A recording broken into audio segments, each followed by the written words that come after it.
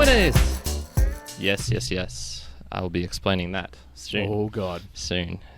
Welcome, everyone, to a Mere Mortals meandering session. There's the Mere Mortals here. You are the Mere Mortalites at home. You have Karen on this side of the microphone. One on the other side. One on the other side. And this is a session where we just chill out a little bit. Deep conversations with a lighthearted touch. Definitely lighthearted today because I'm going to be talking a little bit about Hosky. It's been a bit of been Hosky, a while yeah, since okay. we've had some It's been Hosky a long news. time, has it? Yeah, okay. So you're going to be telling me some memes and some news of I've the got Hosky some world? memes. I got the Hosky wheeling and dealings, everything that's going on in Hoskyverse for sure. Okay. So yeah, we'll jump into that keen to hear about it. to the start. So it's like, can you give me some like intro music of like the ABC?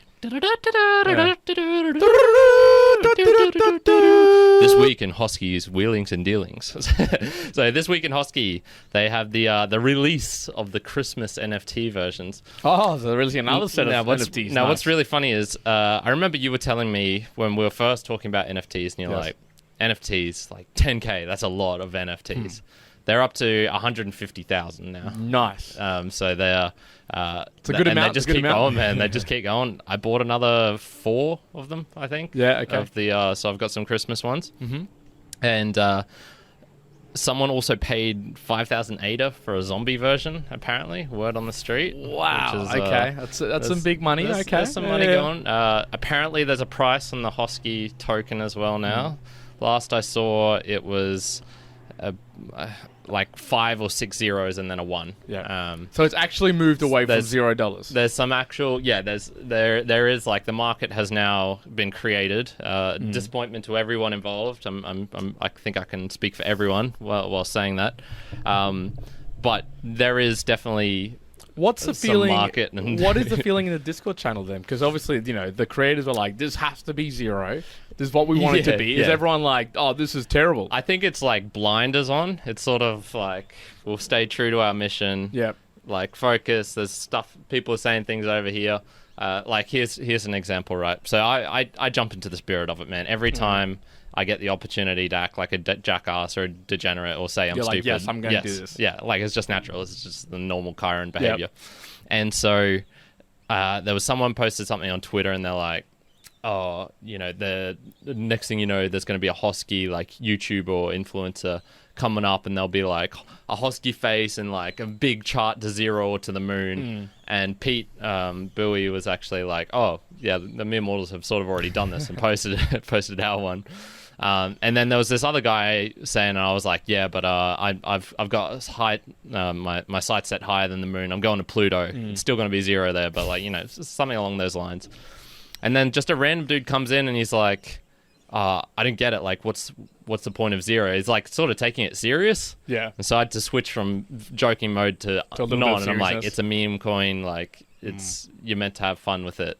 And then he stayed in serious mode, and I'm like, I'm fucking out. No. What, like, this is on Twitter? yeah, it was just on Okay. Twitter. So Look that's at just you like go, a man. little. You're getting into Twitter as well now. Yeah, I'm not.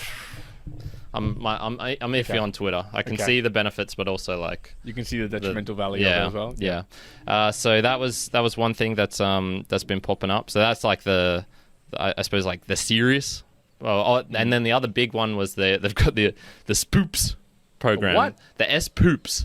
So Spoops. So SPOs are stake pool operators, I believe, and it's a way of you can now earn Hosky by staking your ADA with certain pools. Gotcha. So the fun thing here is it's really to decentralize the network. So they've picked a couple of pools that are really small.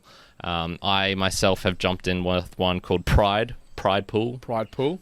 Mad Okay. rep over there, and it's actually getting really complex now. So all of these Hoskies have different traits of furs and like different things. And You're talking now about the NFTs. the NFT, so there's the Hosky token, which is up into the trillions, Yep. 1 quadrillion total.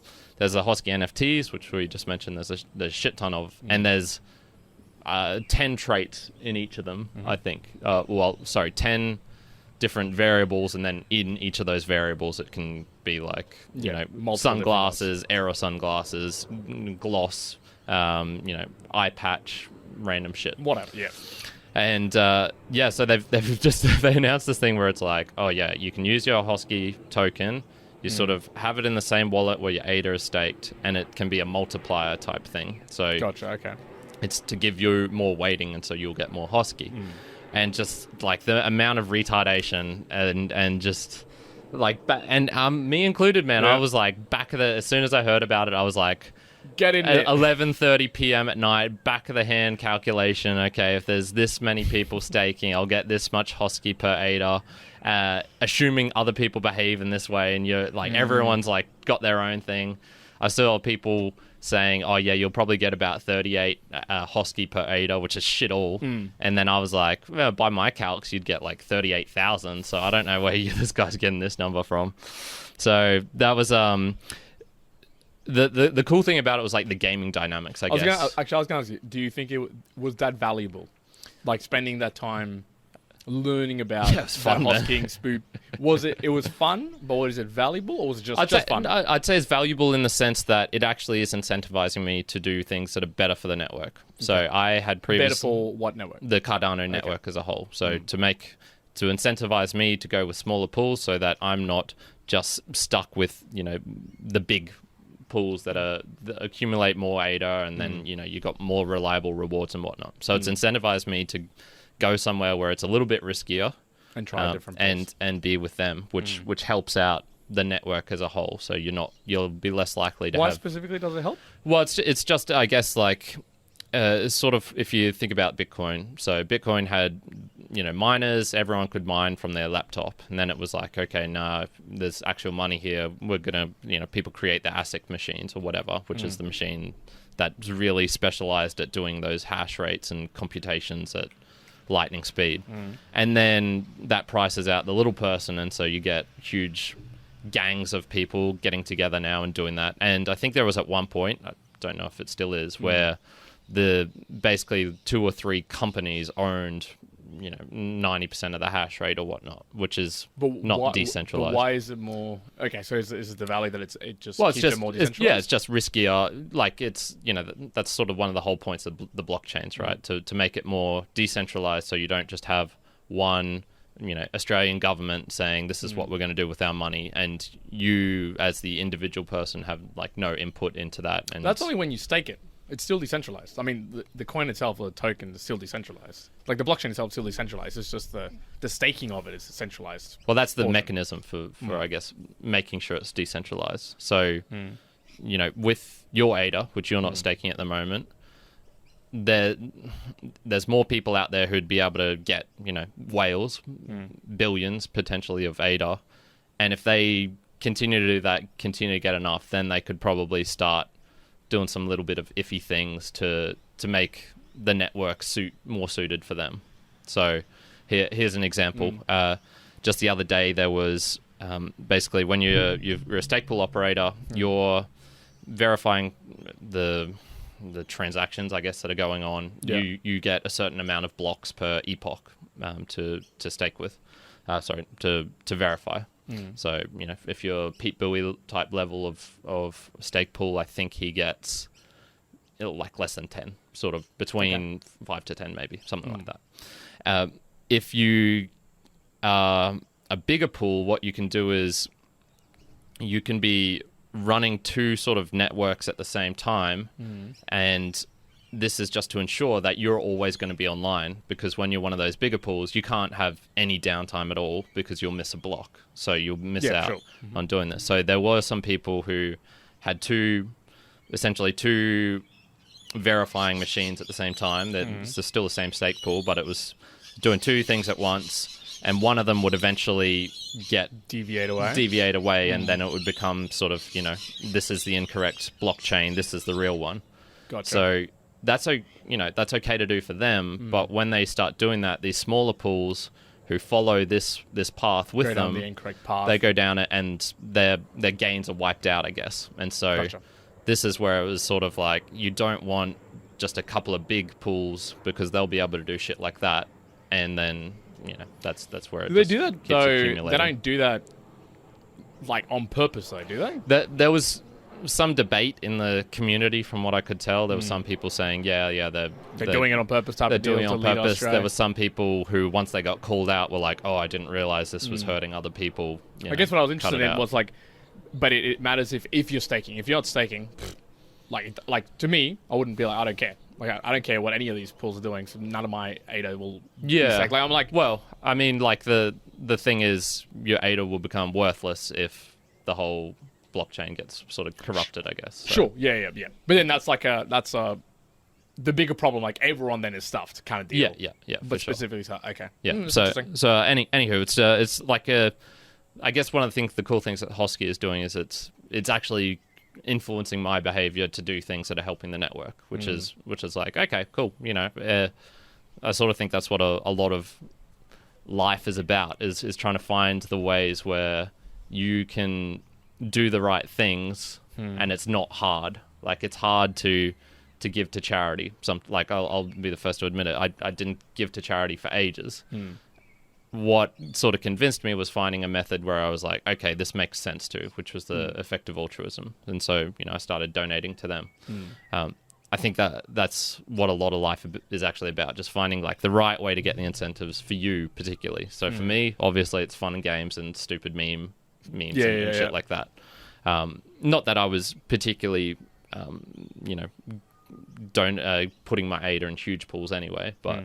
Yeah, so that was a cool thing. Yeah, okay. I mean, because what I was thinking was, and this comes back to what we've talked about in the previous podcasts, when it's fun and games and when it's such low value that you can play around with it, it does encourage this gamified way of getting into, you know, blockchains or cryptocurrency and the like. So with Hosky, and we've called it out in Immortalites, if you want some Hosky, have we given away all of it? No, please, no. Like, No. I think I've given. Yeah, so I'll say that here. So, yep. Long story short, we did a Hosky video. One of the pools, Vegas pool, gave us some Hosky as just like, here you go. That was a cool video.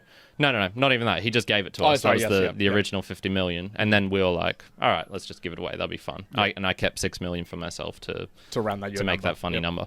And then after that, he contacted me and said, "Hey, like, I really like what you guys are doing. That was really cool of you.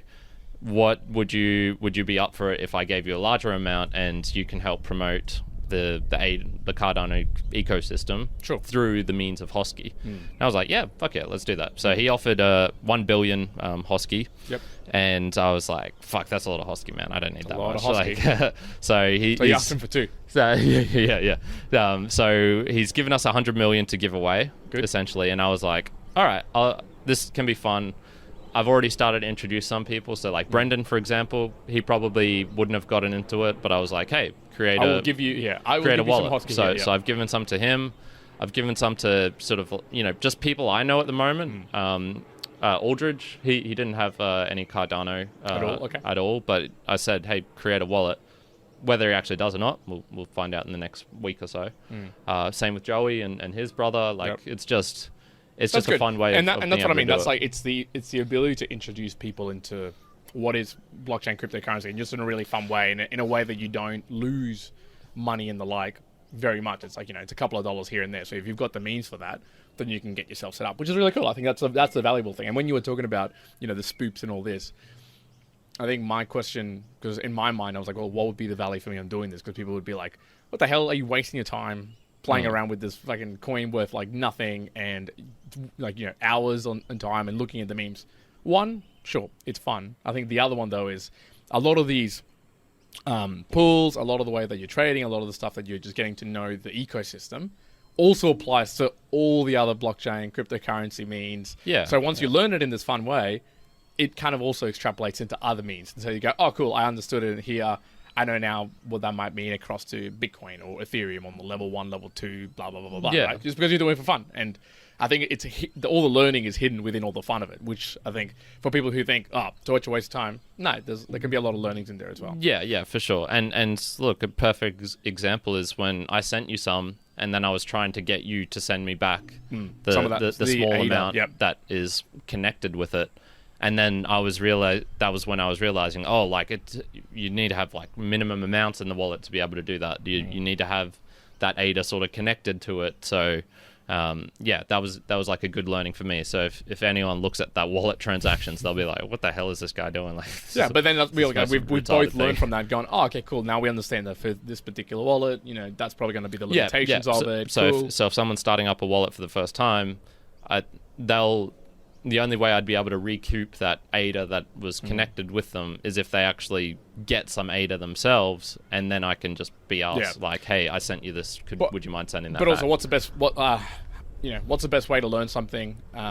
Is it going to be with you putting in like half your life savings into something and then being frustrated about it, For or is it Hosky, going to be like mucking around with like Hosky and it's worth kind of nothing? But in any case, you learn from it and you go, okay, cool. I've actually been thinking about hitting up Kieran Nolan, because he's got that blockchain. Well, it's not a blockchain school; it's a normal primary school, but he's very into blockchain, so he's blockchain enabled, I would call it. Yeah, helping out all the kids there, and he was saying they used to use Dogecoin, so I'm sort of thinking I thought, why don't I use Hosky? Yeah, 100%. So I'll contact him and then maybe introduce him to Vegas, or they can do it through me, whichever way is fun. Here's actually a couple of little other news, and let me just make sure I get this information out. This is Ethereum, so obviously you're a big ADA Cardano fanboy. I'm much more of an Ethereum man myself. Yeah, the gas fees just price me out, man. I'm just not interested. So, have you heard of Immutable X, which is an Australian? It's actually Australian. Heard of Immutable it. X. Yes. So it is the layer 2 for NFTs on Ethereum, and it is 0 gas fees. Okay. And why did I find out a little bit more info? So it's same thing again. The NFT books, the NFTs that I'm getting from the Gary Vee book, so I got 6 basically, and they created 125,000 NFTs. So it's getting up to Hosky levels, getting Hosky level. But they are going to be one per book or something, or like what? One per 12 books. Okay. 1 per 12 books that people got you purchased. But they're going to be provided through on the Immutable X, or layer 2 on Ethereum. Yeah. And in that way, you're able to. They haven't said exactly what it is, but my idea, it's going to be like cards and some sort of game, and you can burn them and do other things, whatever. But it sits on a layer where there's no fees for gas transactions, and it's got all these other benefits. Yes, it's hard to move things between layer 2 to layer 1. Yeah, you can move layer 2 to layer 1, but layer 1 to layer 2 is kind of sounds just a little like bit dodgy. Bitcoin and Lightning, to be honest. Yeah, it's exactly that. So this gaming around, I kind of knew about the whole layering, but I've always been like, meh. Why am I going? Like, there's no point for me to do it. But now that I'm getting given these NFTs in particular in that layer, I've had to go and kind of investigate and learn about it. And then I've gone, oh, this is really cool. Now I'm kind of learning about it. And I wouldn't have done that if it wasn't in this gamified way that I'm doing around. So it's the equivalent of the Hosky. Like, you wouldn't be playing around. You might not necessarily be playing around with some of the things unless you were involved with Hosky. And then you're going to extrapolate that to other places as well. And you can do this with real things as well. When I was chatting with Adam Curry, he was saying, so much of what they're doing with the value for value is gamifying it.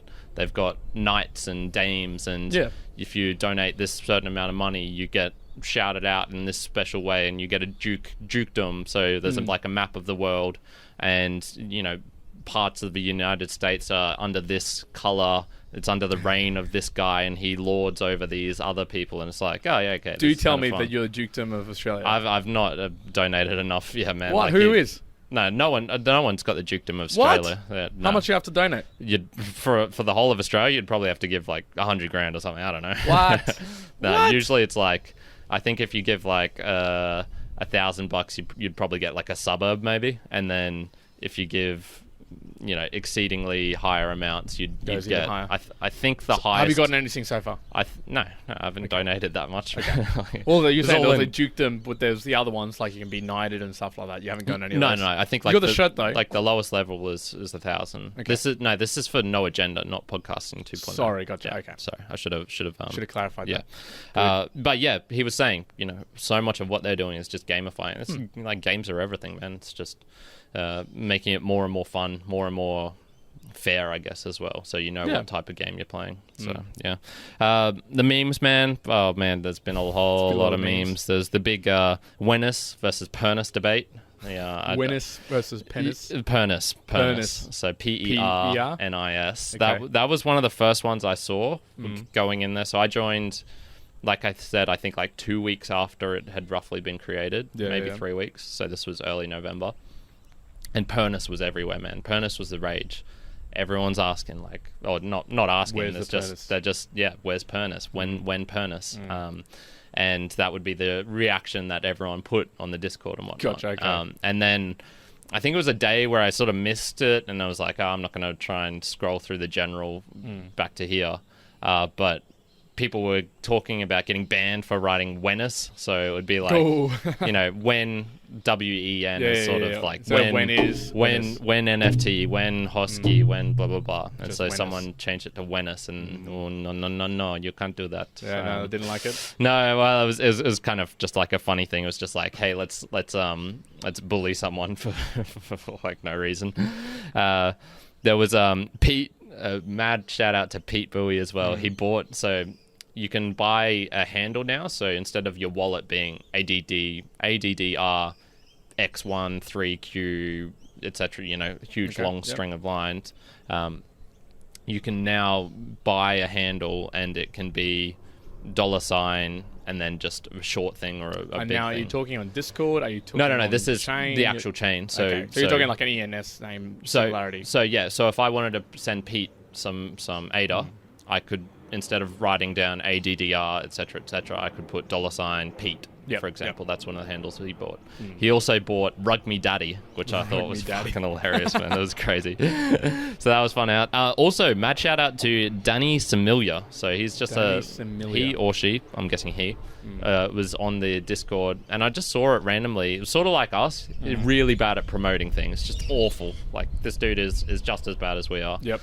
Random sub, little sub one, and he was not even in the correct community giveaways one. It was in like the NFT show offs. I just saw it and was like, hey, I'm giving away 10 NFTs. And I was like, are you still giving them away? And this was, he'd said it like 5 hours earlier. Yeah. It's like, yeah. Just send me your address and I'll send one. And yeah, he sent me one through. And he even let me pick one. Cool. So I was like, there you go. Mad respect. So tell me, Karen. We've got to call him out again. So many podcasts ago, you said I would not be buying any more NFTs. Why? Why have you continued? I totally forgot about that. Why have you continued to buy NFTs? Honestly, man, it's like, I think it is somewhat like a game, like a drug sort of thing. It's like, there's the excitement. Oh, is it going to be a good one? I think I've changed my tune in that when I was trying to express that, I was trying to express the desire for quick money and doing research and being scared, like all the bad things in together. I want quick cash. I'm getting FOMO and etc. Yeah. So all the ingredients you don't want it to be. Yeah. Whereas this one, it's like, every time I buy one, I'm like, haha, look how stupid this is. It's fun. I just want to have it because it's it's cool. I don't care. Pretty much, what it is. So with these ones, yes, like I don't care. I don't care if like there hasn't been a single thought in my mind of selling them. Because who cares? Here's another one I want to actually show you, and we'll put the image up on here as well so people can see it. So one of Tom Bilyeu's newest NFTs was the Merry Monts this year. They didn't do that well, so they're basically like a Christmas thing. But he's building them up so that they're doing a full movie next year. So there's kind of like in the lead up. They're not doing that well in terms of like a funding perspective, but they look pretty cool. Okay. In any case, one of the things that they were doing for this Christmas was like, okay, if you own, for every single one of the Merry Mods that you own, you can create a what they called like bark, which is like the affectionate nickname of like the Christmas tree, right? But the cool thing that they did was you could go and stylize your own NFT. So you could basically they gave you, and I'll show you this. So you gave that image. So that's what it looks like. So it's basically a Christmas tree, and you could go and add ornaments and whatever you wanted to it, and then mint it, and it was free. So it was a free mint, cost you no money. Basically, it was on them, and then you got given this NFT that's like a freebie. Now, again, this one, I'm like, I have absolutely no care in the world what they cost. Like, I have no idea what the floor price for these things are. Nor will I ever really care about them because I'm not going to sell them. But I thought, no, that's pretty cool. It's starting to move towards like this, where like I can create or generate in the similar way that you're talking about Hoskies. And it's really moving beyond the, I'm not doing it for the fact that it's going to cost me or cost something. It's more like, I'm part of a community, or it's part of a group, or it's something cool that I can do and play around with. But I'll show you the second one. Obviously, there's always going to be some issues when you actually build these things. This is the second one that I ended up building, and look how messed up it ended up coming out. What happened basically, there? like, it was like burned my head. And I thought, a little bit of me was like, has this given me like extra special effects or something like that? What happened there, man? Oh, dude, it's just like being completely burned or something. So obviously their software messed up in doing it and like just went completely bananas. But so you got a rare because they allow people to do whatever to them, you go through and people had like put like some crazy big head in front of the thing, so you can't even see the tree. Yeah, nice. And do just all sort of crazy stuff to do whatever they want. So it kind of gave me an idea of like, it's cool. This is completely not about the money. It's just like people being stylistic and artistic and what you get out of it. And I went, that's fun. That's fun. Plus, it introduced me again to that layer 2, zero gas fee type of world, and being like, oh, this is cool. I just have to sign for it, and it doesn't cost me anything. What an amazing thing! So yeah, the other one, and I actually have been meaning to talk with some people in the podcasting 2.0 world, because most of them are, I'll say, relatively maximalist in terms of like Bitcoin's the only sound money, etc., etc. It's not even really worth looking at the other ones. But with I think they're rather disdainful of NFTs. Is the general vibe I'm getting. There's no Bitcoin NFTs. That's it. And what an argument I would make is you could use this in the value for value model as well. Pete has somewhat been doing this. Like, he's got a couple of audio NFTs of his actual podcast. And this is where I'd be like, I think that's just as valid a way of doing value for value as, streaming Lightning and things like that. So that's where I was sort of, it'd be interesting to do that. And that's probably the other reason I would buy an NFT, is to support Pete or something like that. Yeah, gotcha. The problem at the moment is they're not one-of-ones. And I'm like, I want a one-of-one, damn it. Like, or like if I could appear on one of his episodes or something. That would be cool. And then I'd be like, yeah, okay, I'll buy. How many? I think he creates like between 30 to 100, something like that. So I'm like, to 100. I want to be a one-of-one. Yeah, it's gonna be a unique thing. Yeah. And then what was that thing you were talking about with creating a $1 vid of our own? So you remember you were talking about the $1 Bitcoin video. That was like a really like amazing one, right? Where it was a guy who was saying there was a Bitcoin, like buy Bitcoin at $1. Was it you telling me this? I was trying to. No, I don't know if it was me. Okay, potentially it was my brother.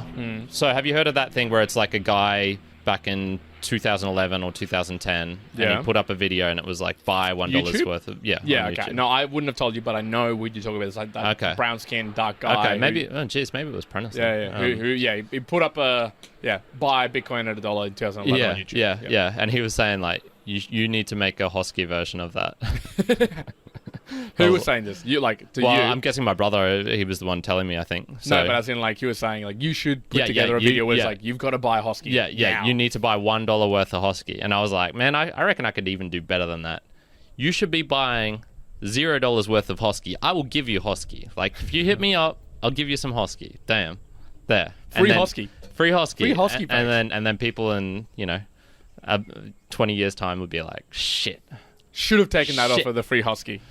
Well, it's the same with like it's like worth 200 grand, and they're still like, fuck, it was still bad. Like, I still owned Hosky. Like that says a lot about me. There's one of my favorite memes was this one here. It'll appear on the screen in a second.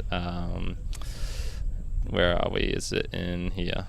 It's this one here, and you can read it out what it says. Taxes, I'd rather go to jail than admit to my accountant I bought Hosky. Yeah, so there was a couple of people being like, what do I need to do, like, tax-wise for Hosky? And everyone else was like, what the fuck, man? As if you would admit any of this to anyone. God damn. So I wonder what that's going to go down. Because there will be people who are going to totally put that down in the taxation and whatnot and being like, yeah, I have if they're actually 2.3 billion Hosky. If they're actually flipping stuff, you probably have to. I mean, I think maybe when you're talking about the point that you want to bring up, I can actually find out how much that like how much 10 billion is worth. But it'd be maybe enough that whatever government you're under would be like, hey, I want a little bit of that action. I want some Hosky action. Have you seen that meme or just like the one where it's like with the government and you, and it's like. When your crypto goes down, your investments go down, it's like it's your loss. But when the money goes up, it's like it's our gain. It's our gain, and that's like with the Bugs Bunny thing, right? Like the communism. Like, yeah, I've seen that one. Hard work. That's good stuff, man. What have you got? What's news? I think that's the most of my Hosky news. That was my little fun. The only other item I really had on my one. Let me just bring this up. Was just falling I'm failing abysmally this month Failing? at the goal of learning Web 3.0. So, and I attribute it to a couple of things, and I was going to bring that up on the monthly goals. Have you got a concise way to put it? Because I've heard some debate about what it is as well. I've read many descriptions. I've seen many definitions. None that really call out to me specifically as to, I could say for certainty this is what it is. No, not really, not yet. There was this fantastic article I saw about that really explained what was what 1.0, then 2.0, and then the contribution of 3.0. But then sometimes you'll see it being talked about, and it's like just about blockchain and cryptocurrency. Some others start talking about it's the combination of IoT and artificial intelligence and augmented reality and this new fangled way of in blockchain. So I don't know. There seems to be a lot of descriptions for it, but I basically just failed abysmally because I think I probably have spent 2 hours this whole month in really investigating into it, apart from like reading it a few, and then the rest have just been like fucking whacked out doing work at in court. Yeah, your work's been ridiculous times. So no, what it made me think was when you've got a monthly goal, and I was going to ask you about the node one. Yes. So that one, are you thinking that that's going to happen this month? What was my goal? I don't think I had something about it. I thought you had I think I've been talking about that I should do it for a while, but I don't think I actually wrote down anything about... Well, more my thoughts was like, okay, I can totally see that I'm going to... Like, this is going to be a fail for sure of the Web 3.0. And I'm like, okay, I'm going to have to roll it over because I really want to do it. But is it the case that I should just accept fate that this month has just been like not able to do that? Or should I actually spend the time to be like, okay, why didn't I do that? So I'm kind of conflicted. I kind of go, well, I really want to learn about it, and I do want to get into it, but I haven't spent the time. But I've been busy doing other things, and I go, well, should I actually, use 2 hours of my time to understand, is it really something that I should be doing, and why, or maybe I'm not learning properly, or just accept, okay, it was not it just wasn't the month for it. Cool. I'm more on the accept side, but I think that's because I would say I think a lot anyway. Like I don't need to spend more time thinking about... You'll already be doing it. Yeah, random stuff like that. Like there's only so much introspection you can do before it's sort of pointless. Like you spend all your time self-masturbation. You're thinking about I think about all of these things that I'm going to do, and I'm going to analyze. This is how I'll approach this girl, for example, and then etc. And then you never actually go out and do any. So yeah, etc. Here's my last one actually. And Immutable X, if you've got a solution to this, please hit me up. That's not chalk. Okay, I want to hear that it's not chalk. I have this issue, man, when it's summer, like sweating, right? We sweat. We sweat a lot. You sweat a lot. I sweat a lot, yeah, right? Definitely. But one of the real problems I have for me, and I don't know if you experience this, dude, my hands get so sweaty that, I want to be lifting heavyweight and I want to be doing whatever movements, but after one set, my hands, either from the sweat of my own body going onto them or whatnot, I've got to drag them on the ground, get a shirt or a towel, and wipe them down just to be able to hold on to this goddamn bar, do the lift. And again, it's just already super sweaty, so I can only do a maximum amount of reps. I would have said for me, I think you're sort of doomed. I'm doomed once my hands get wet. So as long as I keep them dry relatively, it's okay. So maybe wrist sweatbands for your wrists or something. Okay. Because chalk is I don't think chalk is helpful once your hands are wet. It's wet. Yeah, it's kind of I don't think that does anything. It's only when your hands are dry, you put it on, and then you've got a little bit of something there. Same if you're touching your face as well. I'm oily. Not only am I sweaty, I'm oily. You're oily too. So when it's KFC over here. Shit. So if I touch my face or anything, and then it's on my hands, that doesn't really come off. Gotcha. Yeah. Unless I take a full shower. Yeah, dude. I just done it today. I was just going. They got so sweaty that I was actually, there wasn't the original one that I was wearing. I was actually wearing a smaller one across both of them, and this was how would I put it to you guys? So you're talking about someone who's not currently seeing this on video, yeah. It's actually just wrapping around my finger. Yeah. And I had two across each, on both hands. Now this particular wrapping is probably tighter and stickier than Band-Aids, and they were just falling off. Yeah. Because of sweat in my hands. Yeah. And I was like, what the hell? It's just coming apart. I'm like, dude, this is crazy. And I was grabbing my shirt and just having to wipe down my hands, wipe it on the ground, do a lift for like 4 reps, and already my hands would just be like already like liquidated. Yeah, I get you. So anyways, so there's me Immortalized out there who's got another suggestion, potential thoughts. Yeah. Should I wear gloves? Should I wear gloves, people? Ooh. Should I wrap them up like if I'm like boxing, like Muay Thai style, and you like put like full wrapping around the hands or whatnot, and then be like, oh yeah, this is like full grip? Yeah. Should I do surgery and like just put Velcro against them or something like that, like in here? That would be like perfect lifting. That's the other thing as well, dude. I've started to lift a little bit heavier in CrossFit. Really enjoying it. But paying the price for it in my hands. So there's particular areas in my hands now where I'm getting blisters on like really random places. Like in my little finger on like the middle, up the halfway of the little pinky, in the middle of the hand, starting to really get like wrecked. Getting like little holes as well in like places where I wouldn't normally with my callous hands. I'm like, oh, here we go. That's like, this is the next level coming. The transition period of when you're just lifting like really lightweight like Kyron and then going into like mainly weight. So this is the transition period where the pain's coming. So anyways, if any Me Immortal out there has any suggestions for me on the wet hands, let me know. I'd love to hear them. Cool. All right, that'll be the value for this podcast. Yeah. One thing I did actually, I want to keep going on this, even though this episode's going slightly longer than normal. I was trying to explain to my dad the other day about, like I said, one of my goals was sort of really getting his thoughts on why he dislikes crypto in particular. And we're talking about, and I want to see if this analogy rings with you.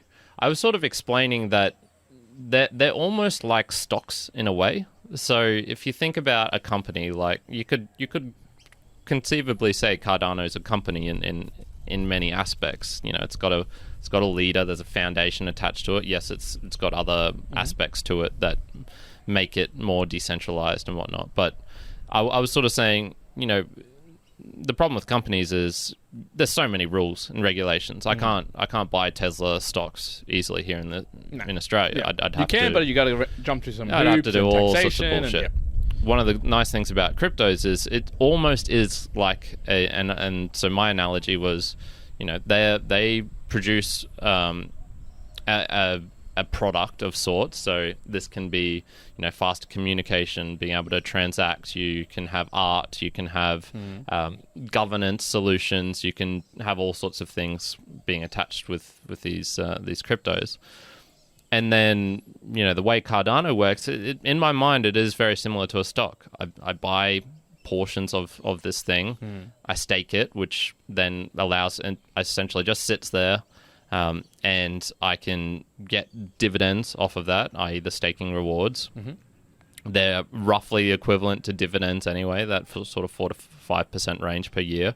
And yeah, I was sort of just saying, like, to me, it's almost a way of having stocks, but in like an open international way of doing it without regulation and whatnot. So I was saying that, and I was like, oh, okay. I think that might be a way of explaining it to him. Where I agree with that analogy. I think he's still gonna. I would say that from his perspective, it's the fact that it's not regulated like shares. I think his main sticking point is the money aspect, in that what's backing this. You know, he sees the Australian government as backing our money, and who's backing the Australian government? Yeah, I think that's like the level for him. That's the good enough level. The Australian government. My challenge to those sort of combos is like, again, like people might challenge and being like the value of Bitcoin or any currency or anything, right? It is the value that everyone gives it. It's like it's the idea, the construct that we do.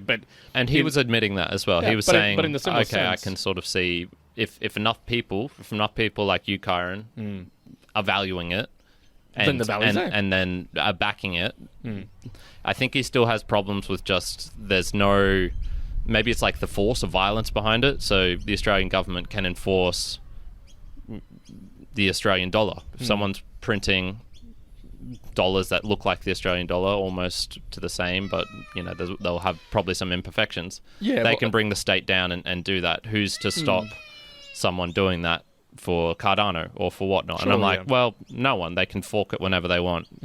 But yes, it is the story. It's the people behind it. It's the mass movement that sort of is what gives it its value in a way. But I mean, my challenge would be that, again, the construct, like the whole, it's government backed, yes, but again, that's also a construct that we all believe in, fall in line with. I'm not suggesting that for you and me and everybody else it's not real. No, it's real in everyone's minds because we make it real, right? Like it's not even that, because you don't even think about it really.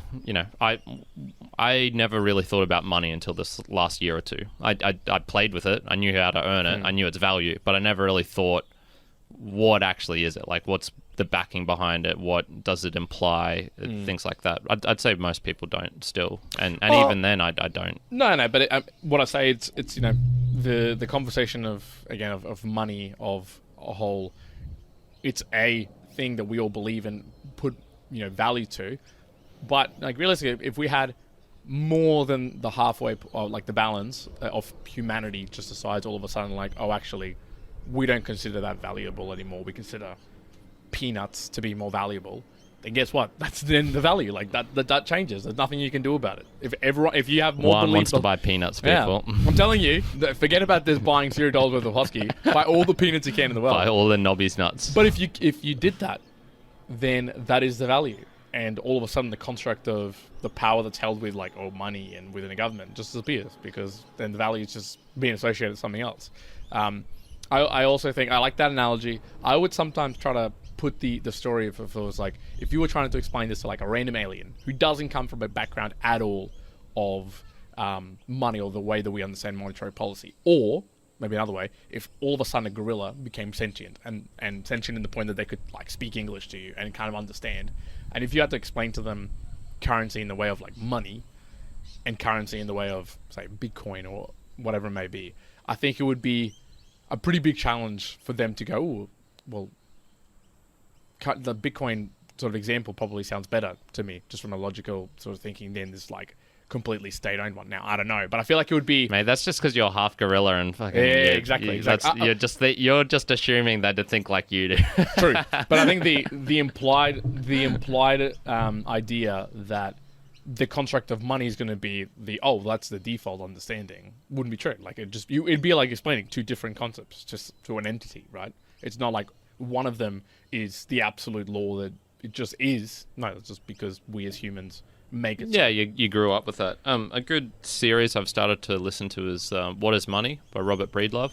He was on one of Lex's podcasts a while ago. He's got his own called What is Money. And do you know who Michael Saylor is? No, but I've heard the name. It's I think it's MicroStrategy Solutions or that sounds super familiar. They've got like massive amount of Bitcoin. Big ball of Bitcoiners. They buy like hundreds of thousands of Bitcoin or something like that. They've got In fact, they might be like one of the top holders of Bitcoin completely across the world. They're right up there. Yeah. Anywho, it was a sort of conversation, a big series between them, and they sort of start from before humans could even think, pre sort of like ape-like up until the present day. And I'm only through a couple of episodes. Yeah. But the main theme that he's going through is he's trying to explain Bitcoin in terms of energy. And I've also heard it be explained in terms of time. So like, Bitcoin is becoming like a method of storing energy in a sense, and it sounds weird when I say it like that, but they have a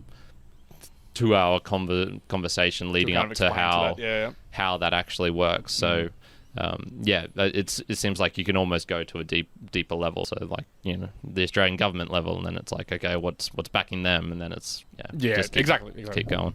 You could definitely philosophize on money and Bitcoin and that, but I feel like I don't know enough to do it. Yeah, no, but there'd be definitely some great people who would be able to challenge. That's the traditional. I don't think that's our arena, man. We philosophize in the park, but definitely we don't philosophize that hard, not that deep.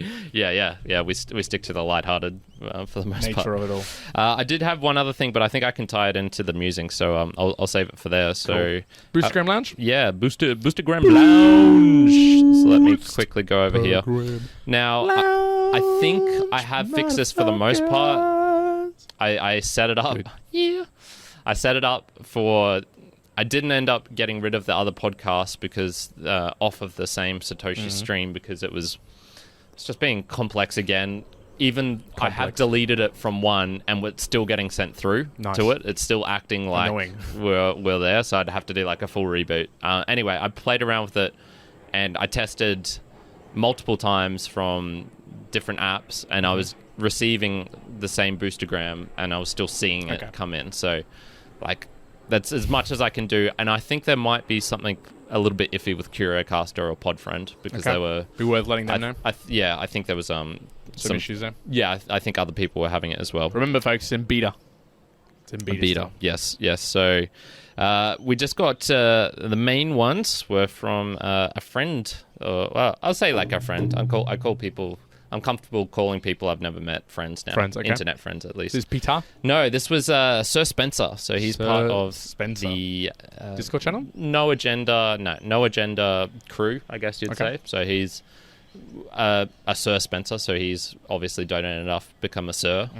And he sent through 3. So these were, I'm pretty sure, all listening to the... Episode with Adam. So...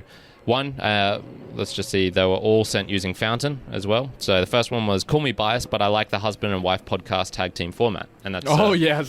he says that you've got to watch Sam Harris's one. You've got to watch Sam Harris with his wife. That was woeful. That's woeful, that's Sam. the one that really... And I think I've seen one other or two others that weren't as bad as that one. But not as crisp, not as clean. I've seen Tom Billier with his wife and a couple, because his wife does podcasting, and so does he. Yeah. Not that great either. Yeah, okay. So Sir Spencer says that because he's actually got a podcast called Bowl After Bowl, and he does it with his wife. Oh, no way. Have you listened to it? I've listened to 1 or 2 episodes. Look, it's about smoking weed. Well, smoking weed is a big portion of it. It's called Bowl After Bowl, i.e. like, smoking a bowl. But they have all sorts of other stuff going on cool. there. It's with his wife. It's very very loose format, I would say. So it wasn't particularly for me, but he has Boostagram. I think I sent a Boostagram to them once, and they didn't have it enabled yet. Gotcha. So I'll probably go back after this and give them another listen. So what happens if you send to someone and they don't have it enabled? It just goes nowhere. It's like it's in there, like it's in the system. You can find it if you knew. It's sort of like I don't know, like sending money to the wrong address. Gotcha. I guess it's in there somehow, but maybe you can retrieve it, but it could be very difficult to. Like, you can send something from a Binance wallet or Coinbase or CoinSwap, whatever it is, to a place, to a Cardano address to get an NFT, and they'll send it back, but you're not getting it on the exchange. That's not how it's set up there. But they probably have the systems in place to be able to scoop it out from somewhere. So yes, similar sort of thing. It's in there. It's in the system somewhere, but finding it is the challenge. Difficult. Yeah. So that was 4,269. Oh, so that's very nice. 4,269. Nice. Another one, Bowl After Bowl and Ablecraft have been on Boostagrams like white on rice. So that was 420 sats. So that was just talking. Ablecraft's another one. That's one I really do listen to with him. They're creating a music album and doing it solely through value for value.